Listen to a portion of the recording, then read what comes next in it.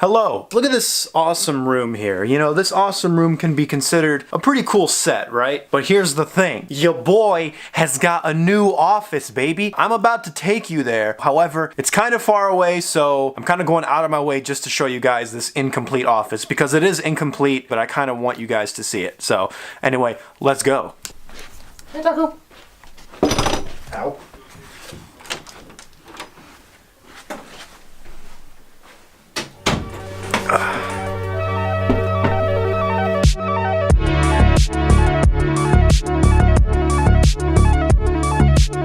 Alright, here we are. I am in my new office. It is very incomplete yet. We still got a lot of art to post up. As you can see, I haven't even hung up my green screen yet. I was trying to like jimmy rig it before I got the actual rig to hold it up, but I'm like, you know what? I'm just gonna let it flop and then just not use it. So if you watch my podcast, Let's All Go to the Lobby, you know that we just posted our review of Captain Mar-Vell. Now, watching that review, you might think that I hated the film because I was a little harsh on the film, but I kind of wanted to clarify something here. I wanted to do a separate video for Nico 9. This is going to be a spoiler-filled review because again, I want to get into the nitty-gritty of what I liked and didn't like about this film. There's been a lot of controversy surrounding this film because of course there's a controversy surrounding everything. I don't even know what the controversy is. I don't follow that crap anymore. If I had to guess, it would be people in subsection A are complaining, oh, woman superhero, I hate this film, which those people are stupid. But then there are those other people who are like, oh, woman superhero, this film's great no matter what. And then what those people do is take sexism and use that as an excuse to why a critic does or does not like the film, even if the critic has legitimate criticisms of the movie.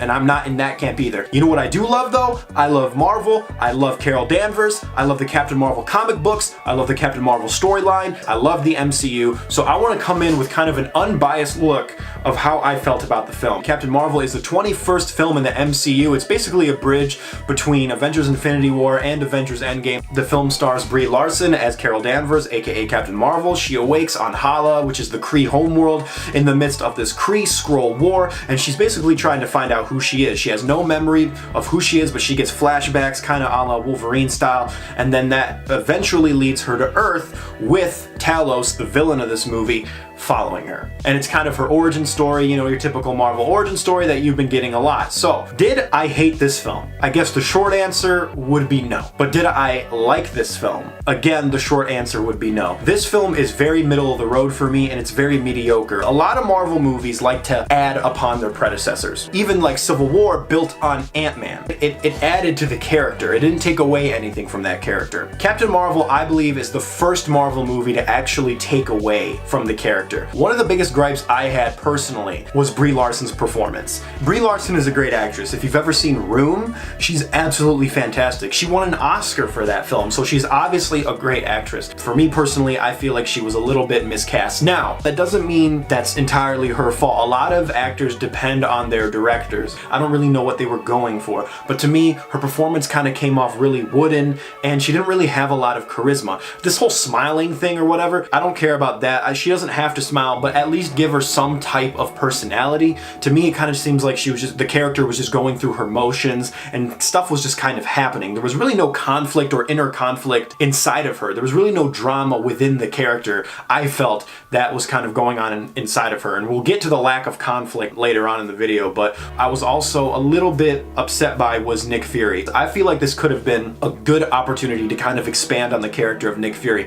Now, when the trailer came out, some critics were like, oh, why is he playing with the cat? That's out of character for him. That's not out of character for him because this is Nick Fury before he became the Nick Fury we know.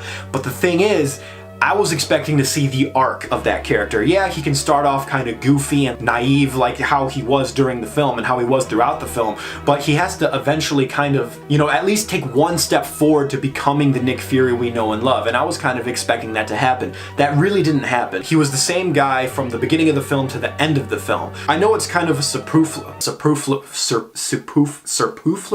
I know this is a very inconsequential thing, but the way Nick Fury lost his eye is kind of dumb. He lost it it by a cat scratching his eye out, and it kind of goes against the character. And not only that, but again, like I said, this movie takes away from the Winter Soldier now when he put a lot of emphasis on the last time he trusted somebody, he lost an eye. That really doesn't mean anything now. And even if they wanted to turn it into a joke, I still would have appreciated a better punchline, and I would have appreciated an arc where the character ended up being at least closer to the Nick Fury we know. I did like the chemistry between him and Brie Larson. There were some good moments there that really kind of where they worked well together, and I really think those are the highlights of the film, is when they're together and they have a cool relationship that you can kind of attach yourself to. But I don't think there's enough of that there to really pull you into the drama of the film. Monica Rambeau, who is Photon in the comic books, her and her mother make an appearance on here. In this continuity, Photon's mother is the best friend of Carol Danvers. When they meet for the first time in 6 years, there was really no emotion in that scene, and I didn't feel like there was a history with the character. Yes, I understand that Brie Larson has her memory wiped and she doesn't really know the character, but I feel like Maria Rambeau could have filled in that void for us instead of kind of acting like she didn't really know who Brie was either. I just didn't really feel like there was a connection between the two of them, personally. One thing I do really like about the film, though, the de-aging effects for Nick Fury and Agent Coulson, which is Samuel L. Jackson, Clark Gregg. I think those are fantastic. There are a few dodgy special effects here and there, but overall they're very good. There's actually a really cool action scene where Captain Mar-Vell is captured and she has these kind of alien handcuffs, and she kind of has to use those to her advantage because she can't use her powers because they're kind of an escape for her. Overall, though, this movie feels like a Phase 1 movie, and I don't mean that as a compliment, unfortunately. I feel like if this movie came out during Phase 1, it would have stuck out a little more as something a little bit more special, but at the tail end of Phase 3, I don't think you can put out a Phase 1 movie. Because we're in this Marvel renaissance now of people like Taika Waititi and James Gunn and Ryan Coogler, the Russo brothers, really bringing a visual style to Marvel films and really elevating Marvel films to a new standard. This film, being that it is kind of just a stock origin story and it doesn't really have any style or voice to it, I think it kind of sticks out as a negative, personally. But I do love some of their other films, like Mississippi Grind is really good and it's kind of a funny story.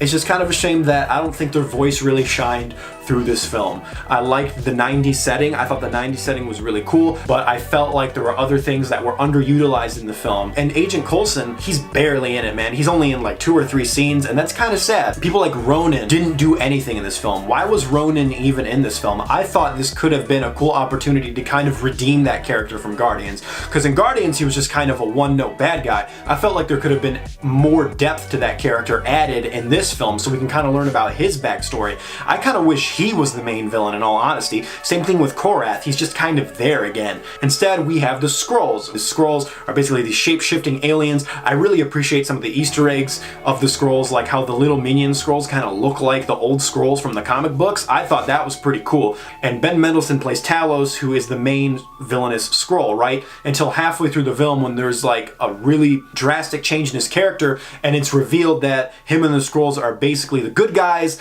and that the Kree, who Captain Marvel work for, and Yon-Rogg, who Jude Law plays, are actually the villains. It was kind of predictable that that's where they were going with it. In the comic books, the Skrulls and the Kree are both, there's good and bad on both sides, so I really hope they explore the bad more, because I really want to see the Secret Invasion storyline happen with the Skrulls, but this movie kind of portrays the Skrulls as like these outcast kind of heroes, and that's kind of not what the comic books are like. I'm not a comic book purist by any means, as long as you can give me a good story, but I would like to see a more villainous side of the Skrulls kind of appear in future films, personally.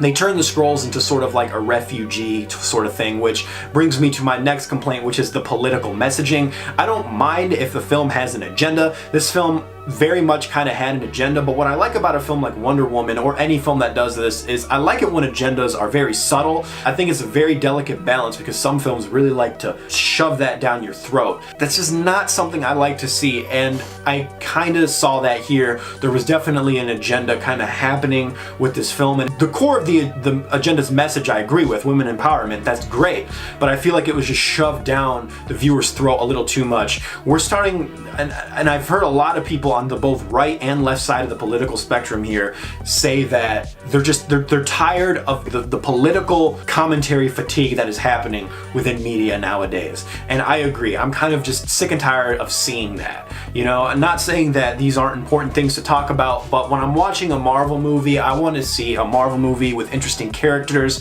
and interesting storylines that entertain me. And I don't really want a political agenda to take precedence over that. And I feel like at some parts of the movie, it did, but at other parts, it doesn't, and it's fine. Playing No Doubt's I'm Just a Girl, it removes all the tension and all the stakes out of that scene when that happens. And in that scene, it's a big action scene, it's a climactic action scene when that's happening. It removes all the stakes from it. And speaking of stakes, there really isn't any stakes or conflict in this movie because Captain Mar-Vell is so overpowered, there's nothing that can even remotely go against her. And no, there's no conflict there, and when there's no conflict, I'm not invested in the action because I know that she's gonna come out okay. She just one-punch mans everybody. They changed the gender of Mar-Vell, which I don't mind at all. I love Annette Bening. I just feel like I wish both of her characters, Supreme Intelligence and Mar-Vell, I wish they were fleshed out more. I don't really know their deal. There was really no connection between her and Carol Danvers. I didn't get the emotional connection that I got from the comics when Mar-Vell and Miss Marvel, Carol Danvers, kind of first got together because they fell in love. They were a couple, so you felt invested in the relationship.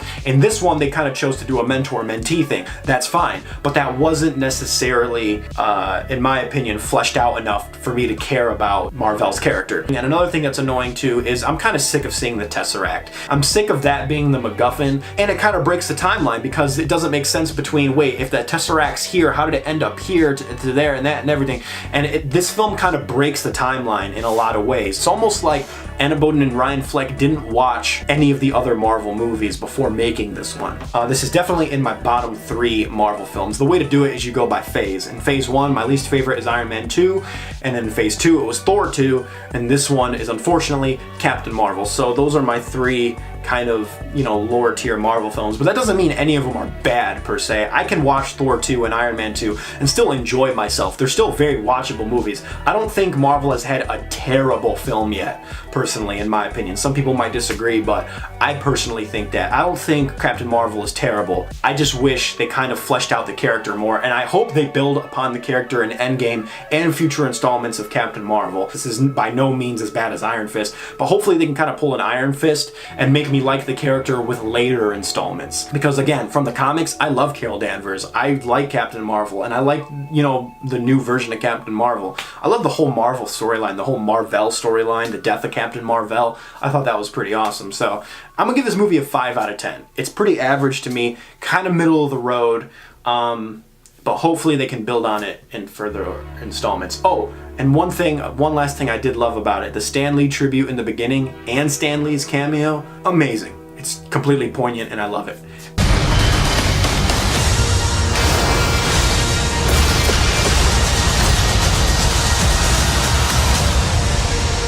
Oh, and subscribe to my podcast. Link is in the description. We post every Tuesday, Wednesday, and Thursday. So, and sometimes Friday. It depends how many highlights we have. So, anyway, subscribe if you guys are new. My name is Nico9, and you just got Nico9. That didn't work at all. Clever catchphrase. See you later.